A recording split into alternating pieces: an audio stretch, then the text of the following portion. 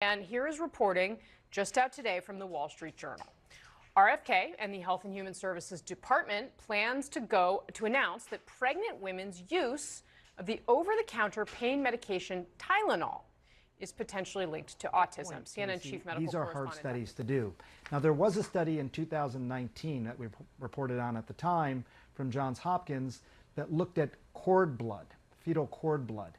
And they did find in that study that the highest levels of acetaminophen or Tylenol was associated with increased rates of autism. So if you had more acetaminophen in the cord blood, that was associated with higher levels of autism. But again, just an association. So there have been these studies, and most recently there was a study in August of this year, just last month, that was basically a meta-analysis looking at lots of different studies, 46 studies. And in 27 of those, again, they found this association between Tylenol use and all kinds of neurodevelopmental disorders, including autism. I do believe that Tylenol in pregnancy is a huge issue. The thing that happens, I actually, believe that postnatally and perinatally, during labor and delivery, during, early childhood, early infanthood, that Tylenol is worse because the mom itself, in that developing unborn child, the mom has intact ways to detoxify Tylenol. So the dose that you're looking at during pregnancy that the unborn child is actually sustaining and having to detox is much less than the dose that the newborn is sustaining because the mom is not there to detox Tylenol.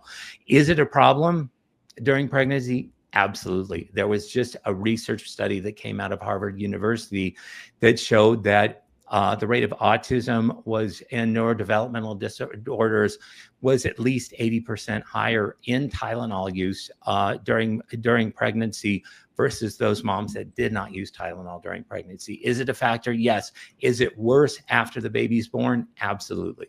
Jillian, so their group of researchers at Mount Sinai looked at over 46 studies, over 100,000 participants worldwide, and they found that in utero exposure to acetaminophen increases risk of autism as well as attention deficit hyperactivity type disorders. And the higher the dose, the longer the duration, increases this risk further. Now, we think this happens because acetaminophen can cross the placenta and it can interfere with the developing fetal brain with the chemical and hormonal signaling. And the big problem is acetaminophen, which is also known as brand names Tylenol, paracetamol, have been our go-to recommendations for pain and fever relief in these pregnant patients. I do have to say the study is not 100% cause and effect. It doesn't establish that, but it is a very strong observational study.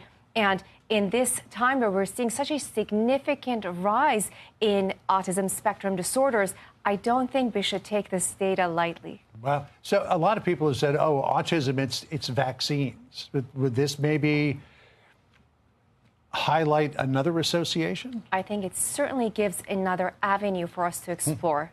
Are you going to tell your pregnant patients to not take acetaminophen based on the study? That's a great question. I'm going to tell a lot of us reflexively, we have a minor ache, back pain, we reach for that medication. Right. I'm going to try to counsel them and say, if you have arthritis flares, try other things, heat, cold, physical therapy exercises.